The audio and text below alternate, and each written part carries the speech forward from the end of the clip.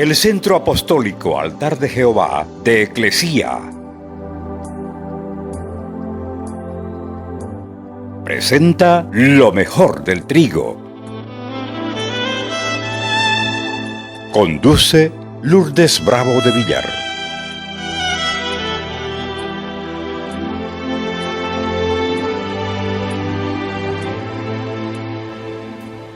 Esteban tuvo la valentía de predicar a un pueblo grande, a su pueblo, a los judíos. Y ellos no podían aguantar la predicación de Esteban, llena de sabiduría, que tenía una gran influencia entre el pueblo con su fe. Y por eso los enemigos de la fe que están en todas partes le hicieron frente. ¿Cuál era el discurso que daba Esteban? Le hablaba a su pueblo desde los orígenes del pueblo hebreo, a quien Dios mismo había enviado el Mesías. Esteban en aquel tiempo tendría unos 30 años, pero fue un hombre extraordinario, lleno de fe, lleno del Espíritu, amado y estimado por todos los miembros de la comunidad cristiana. La predicación estaba demostrando el conocimiento de las Escrituras, el conocimiento con revelación que viene de lo alto, y eso hacía que su predicación tenga aceptación y las conversiones se multipliquen. La gente acudía a oírlo. La gente dejaba la sinagoga y se añadía al grupo de los que creían a Jesús.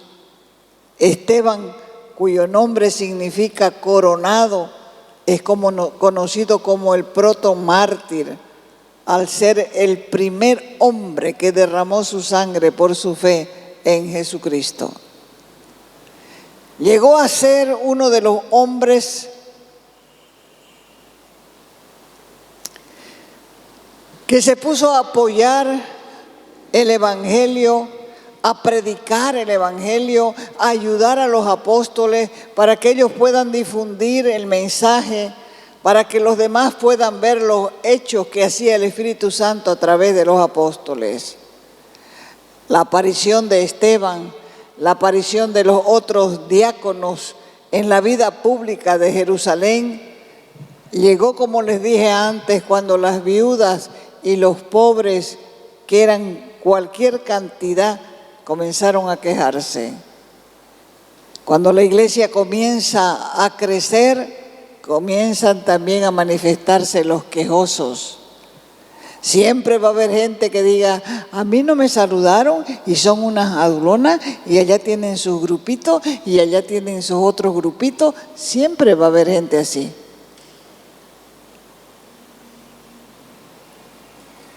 Porque nosotros venimos del mundo. Nosotros venimos de allá del mundo con nuestras mañas, corazones y lenguas quejosas, corazones y lenguas habladoras, que siempre se están quejando y no dejan que el Espíritu de Dios tome control de sus lenguas y en vez de hablar al prójimo, comiencen a hablar nuevas lenguas. Ellos comenzaron a quejarse por la repartición. No tenían nada porque la mayoría eran esclavos. No tenían nada. Y ahí había provisión para que ellos puedan comer, porque cuando las mujeres se convertían, los maridos las echaban de sus casas. Entonces las mujeres salían sin nada, les quitaban los hijos. Era tremendo. Así que había que hacer una olla común para toda esa gente, porque no tenían dónde comer. En ese momento fue que los apóstoles argumentaron que ellos no podían hacerle frente a esta clase de conflicto, no podían estar apagando incendios. Incendio es cuando un hermano se pelea con otro incendio, levanta un fuego. Entonces vienen los dos con sus quejas, con las mismas cosas. Eso es apagar incendio. No podían estar o vivir apagando incendios, porque entonces para apagar incendio se requiere de tiempo. Y el que es un discípulo y el que es llamado al ministerio tiene otra misión, que es la de orar y estudiar la palabra para poder difundir el mensaje. Por eso les dieron la oportunidad al pueblo de elegir a esos 7 hombres. 7 hombres justos, 7 hombres llenos del Espíritu, 7 hombres preparados, talentosos, que se encarguen de repartir la ayuda entre los pobres. Los mismos cristianos lo eligieron a los 7 hombres justos. Y entre ellos, como dije, se encontraba Esteban. Y estos hombres fueron presentados a los apóstoles y fueron los primeros diáconos de la iglesia cristiana. Lo triste es que tras que una persona tiene el título, ya no es el mismo. No entiende que el título es mostrando un oficio, diácono. El diácono es un servidor. El diácono es uno que sirve. El diácono es uno que está atento a las necesidades de la iglesia para solucionar las necesidades. Pero resulta que hasta los diáconos hay que arrearlos para que hagan su trabajo, porque olvidan que el título es un oficio. No es el doctor diácono, es un oficio, es un servidor a las mesas, es uno que tiene que agarrar la escoba, es uno que tiene que agarrar el plumero, es uno que tiene que barrer, es uno que tiene que limpiar y ayudar a las necesidades que hay en la casa. Porque en una casa siempre hay necesidades y en esta casa de Dios van a haber necesidades siempre. Porque la gente que viene necesita ayuda, dirección, consejo, ministración. Los de la sinagoga de los libertos. Libertos quieren decir porque antes fueron esclavos y después fueron libertados. Esos tenían una sinagoga. Esos que fueron esclavos antes y después fueron libertados, ellos tenían una sinagoga donde se reunían. Ellos llegaron hasta el Sanedrín y presentaron testigos falsos, acusando a Jesucristo, que había dicho que iba a destruir el templo y poner fin a las leyes mosaicas. Pero Jesús no dijo eso. Dijo, destruyan el templo, hablando de su cuerpo, y en 3 días lo reedificaré. Imagínense que tumbemos esto y en 3 días lo va a reedificar. Imposible. Él estaba hablando de su propio cuerpo, el templo. Y en 3 días lo reedificó, sí, porque al tercer día resucitó. Y ese discurso claro que Esteban pronunció fue delante de los miembros del Sanedrín. Y fue repasando toda la historia del pueblo de Israel, echándoles en cara a los judíos su eterna oposición a los profetas y enviados de Dios, llegando incluso a matar al más importante de todos los profetas enviados a este mundo, al Señor Jesucristo. Cuando escucharon los miembros del Sanedrín lo que les estaba diciendo Esteban, se enfurecieron. Pero Esteban estaba lleno del Espíritu Santo. Miró fijamente al cielo y exclamó y dijo, estoy mirando en el cielo, porque los cielos se han abierto y yo estoy viendo al Hijo del Hombre de pie parado a la derecha de Dios. En ese momento, dice la Escritura, que ellos se taparon los oídos. Y se lanzaron contra él, lo sacaron en medio de una gritería, lo sacaron a empujones afuera de las murallas de Jerusalén, mientras los verdugos se quitaron su ropa, sus mantos, y se lo dieron a un joven llamado Saulo para que la cuide, mientras ellos comenzaron a lanzar piedras sobre Esteban y acabaron con su vida a pedradas. Esteban no se resistió, se hincó y con los ojos mirando hacia el monte de los olivos, donde un año atrás o quizás dos el Señor Jesús había subido a los cielos, y oró rogando por sus verdugos para que no les sea tomado en cuenta este pecado. Y exclamó diciendo: Señor, recibe mi espíritu, mientras su cuerpo caía lleno de sangre al piso, muerto. El mandato del amor había arraigado bien en el corazón de la iglesia. Y el primer mártir cristiano moría perdonando a sus verdugos, tal como lo había hecho Jesús en la cruz. Recuerden que el Señor Jesús oró en medio de su agonía cuando estaba colgado, diciendo: Padre, no le tomes en cuenta este pecado. No saben lo que hacen. Y la verdad es que cuando nosotros pecamos no sabemos lo que estamos haciendo, porque comenzamos a engranar una maquinita que tiene consecuencias posteriores. Esa maquinita va a comenzar a dar vueltas, pero va a tener sus consecuencias. Pero cuando nosotros estamos pecando, ni siquiera nos acordamos de las consecuencias futuras. Ellos estaban cerrados, ciegos, tenían un odio contra Esteban y contra Jesús.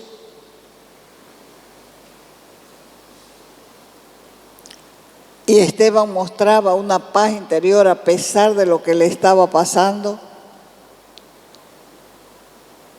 Estaba lleno de gracia este hombre, lleno de sabiduría, lleno de un poder sobrenatural, pero sobre todo estaba lleno del amor, tenía un corazón formado en la escuela de Cristo.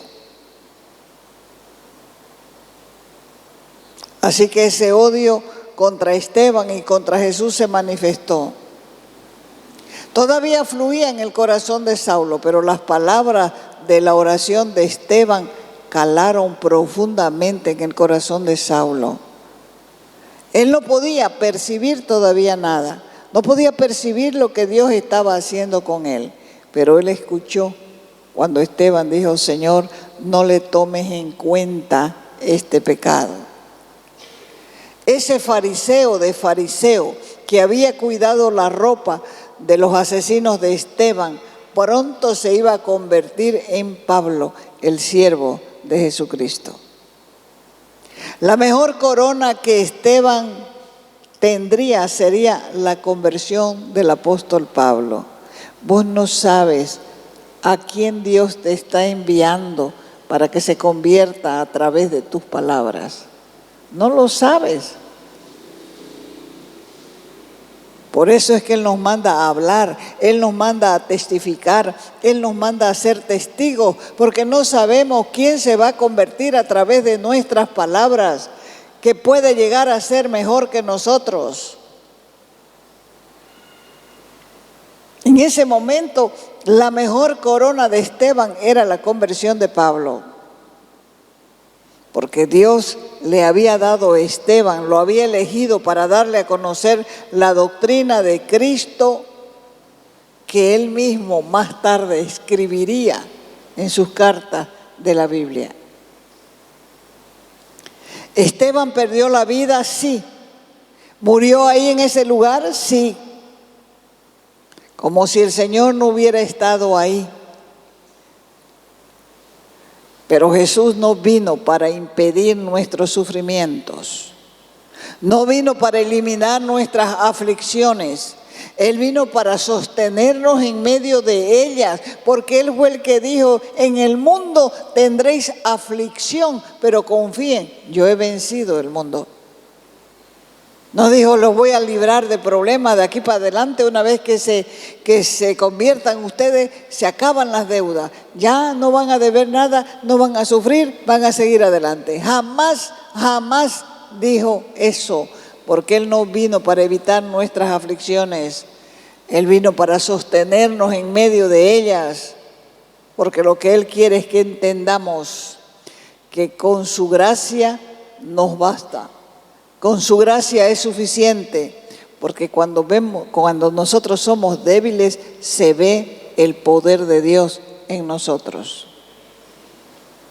Así que las piedras cayeron una tras otra golpeándole la cabeza, y la gente piadosa sintió gran compasión por él. Pero para Dios la muerte de Esteban no era una calamidad. Dios quería que Esteban ya estuviera con él y que se fuera con él, que gozara de la inmortalidad. Y por eso han pasado más de 2000 años y nosotros seguimos predicando de la fe de este joven, una fe envidiable, una comunión con Dios perfecta, una comunión de llenura con el Espíritu Santo, conocedor de la palabra, capaz de testificarle a cualquiera. Y a veces nosotros nos preguntamos por qué nos llegan los dardos del enemigo y se van incrustando en nuestra carne. Y estamos como en una despiadada lluvia de granizos. No lo sabemos.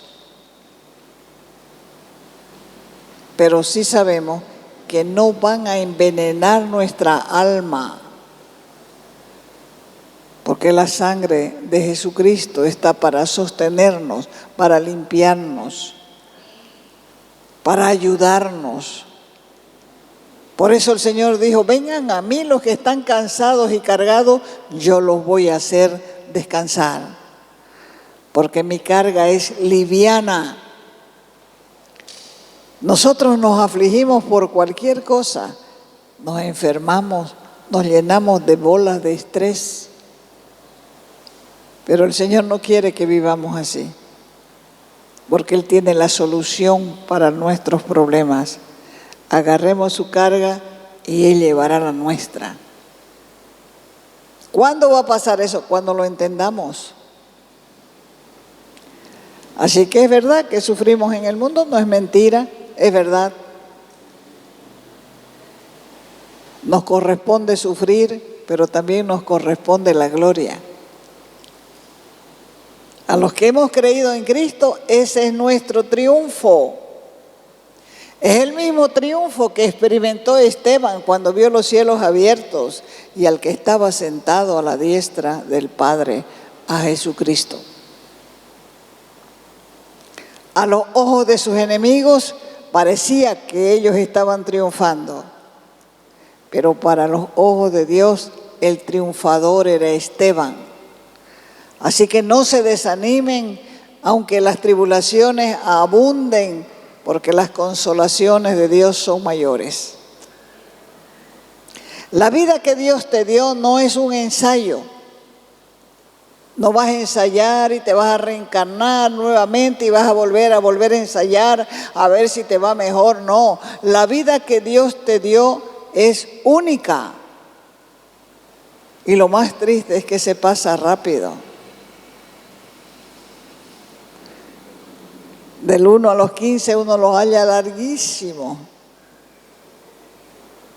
De los 15 a los 30 otro tipo de sentimiento. Pero llegas a los 50 y comienzan las goteras de la casa. Se sube la presión, se baja la presión, se va a un costado, se va al otro costado, suben los kilos, no puedes hacer esto y comienzas a decaer, comienzas a menguar. Por eso es que tenemos que saber que la vida no es un ensayo, porque la vida se pasa rápido. Aprovecha ahora porque todos vamos a morir. ¿Cuántos saben que van a morir? Todos. ¿Cuándo? Solo Dios lo sabe. Pero que estamos caminos, todos vamos a morir. Entonces, ¿qué es lo que tenemos que preocuparnos? Tenemos que preocuparnos de agradar a Dios. Si todos vamos a morir, preocúpate por agradar a Dios. Que tu vida sea de olor grato, agradable delante de Dios, para cuando se quebre el frasco de alabastro de tu vida, tu perfume llene tu entorno. Cuando usted va a un sepelio, ¿acaso no se ha dado cuenta que no hay muchas cosas que decir de un muerto? ¿Por qué no hay muchas cosas de decir un muerto?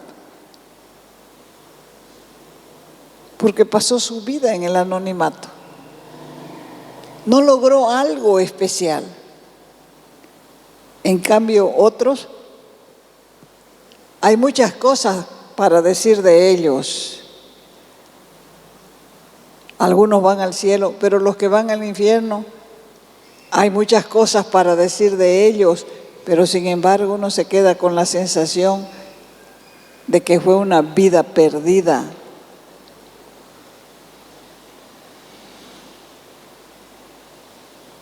Busquemos la manera de que otros puedan oler el perfume de Dios en nuestras vidas, para que muchos Saulos puedan venir a la fe por la experiencia de ver morir a un verdadero cristiano, a un verdadero santo como Esteban. Recuerden el camino. Y los días que Jesús estuvo en la tierra, fue un tiempo de persecución, fue un tiempo de sedición, fue un tiempo de enfrentamiento y de abatimiento en el espíritu y en la vida física. Golpes, maldiciones. Pero aún con todos los males, se vio el triunfo del crucificado. Y después de su triunfo, Él mismo se convierte en nuestro abogado y está constantemente orando delante del Padre a favor nuestro, delante de la presencia de Dios. Qué interesante es que nosotros podamos ver la vida de manera diferente. Si nosotros miramos la vida diferente, vamos a pensar diferente, vamos a creer diferente y vamos a ser más fieles a Dios. Porque lo más seguro para cada uno de nosotros es la muerte. No nos gusta hablar de la muerte, es verdad. A nadie le gusta. Porque trae malos recuerdos, trae tristeza, trae dolor, pero es una realidad que no podemos evadir. Es una realidad constante. Muchos fregan su vida y se van más rápido. Pero Dios a cada uno nos da la oportunidad de que nuestros ojos sean abiertos antes de partir. ¿Sabe por qué? Porque Dios es justo. Y hay muchos que con los problemas no aprenden, se hacen rebeldes, se hacen malos. Hay muchos que el sufrimiento no les quebranta nada, siguen altivos. Pero Dios quiere que nosotros aprendamos a vivir pensando que nuestro futuro está en la gloria. Amén. ¿Acaso tiene duda de eso? Por eso es que la gente habla para los cristianos. Hay veces que habla con razón, no lo vamos a negar. No vamos a decir, ay, eso es mentira. Si nosotros mismos lo vemos. Pero la mayoría de las veces hablan injustamente, tan solo porque el creyente le cayó antipático. Porque ellos no entienden que Dios puede cambiar a las personas. Ellos no lo entienden, no lo saben.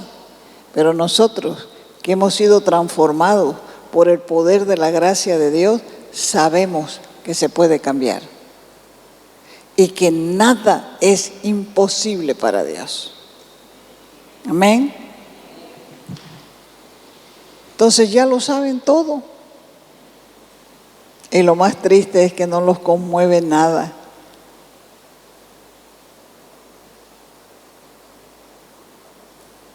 No hablo por ustedes, porque ustedes están aquí buscando a Dios. Hablo de los que escucharán.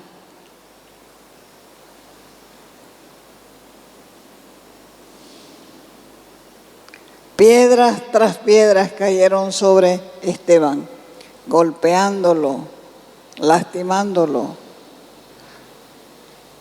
hasta que quedó completamente inconsciente. Todo el mundo podía llorar ahí la muerte de Esteban y gritar, ¡qué calamidad! ¿Cómo es posible? Pero ellos no saben que la vida de Esteban impactaría tanto en 30 años, impactaría tanto que un hombre se pasaría la vida escribiendo acerca de las doctrinas del Señor Jesucristo. Ese hombre que estaba cuidando la ropa de los que apedreaban a Esteban, posteriormente en el libro de los Hechos, en el capítulo más adelante, del 8, del 9 adelante, se convierte en el apóstol Pablo. Y lo que quiere hacer Pablo al principio es predicar el Evangelio. Había encontrado al Señor, al que había buscado toda su vida. Había tenido un encuentro con Él en el camino a Damasco, cuando Él iba a buscar a los cristianos para traerlos a Jerusalén. Estaba tan contento. Escuchó el llamado, aceptó el llamado. Y los hermanos de Damasco tenían pánico de Pablo. Así que cuando el Señor Jesús le dijo a un cristiano de Damasco, quiero que vayas a Ananías y ores por Pablo, Saulo de Tarso, que está viviendo en la calle derecha ahí en Damasco, él le dijo, no, Señor, yo tengo pánico. Este hombre venía a llevar a los cristianos a Jerusalén y él le dijo, no temas, él ora. Y con esas palabras aplacó el temor de Ananías. Porque nadie ora a Dios si no se arrepiente. Nadie va en oración a Dios. No temas, le dijo, Él ora y yo le he mostrado a Él cuánto tiene que sufrir por mi nombre. Y Pablo lo había aceptado. Así que anda, ora por él. Y van a caer las escamas de sus ojos. Y él va a poder ver. Así que cuando llegó, ya venía con otra actitud Ananías. Porque no dijo, aquí vive Saulo de Tarso, el ministro del Sanedrín. No dijo así. Cuando se acercó a él le dijo, hermano Saulo. Cayó toda la resistencia de Ananías. Oró por él, recobró la vista, se levantó el hombre, fue bautizado y quiso predicar. Y no pudo, porque todo el mundo le huía, le tenía pánico. Así que tuvo que irse a Arabia después de su conversión y durante 3 años estuvo allá hasta que fue llamado por Bernabé y fue presentado a los discípulos. Y por eso Pablo decía, yo recibí revelación directa de Dios. A mí nadie me lo enseñó, yo lo recibí. Y comenzó a escribir las cartas. 13 cartas hay en la Escritura que escribió Pablo por revelación directa de Dios, directa del Espíritu Santo de Dios. Así que ojalá cada uno de nosotros podamos conquistar a través de nuestro testimonio y nuestra predicación a un Saulo que se convierta en un mejor predicador que nosotros. Sería un privilegio eso, pero nosotros tenemos que ser como Esteban, lleno de fe y lleno del poder del Espíritu de Dios. Te invitamos a nuestras reuniones los días viernes y sábado a las 6 de la tarde, los domingos a las 10 de la mañana y a las 6 de la tarde. Calle Nicolás Suárez, esquina Félix Pinto.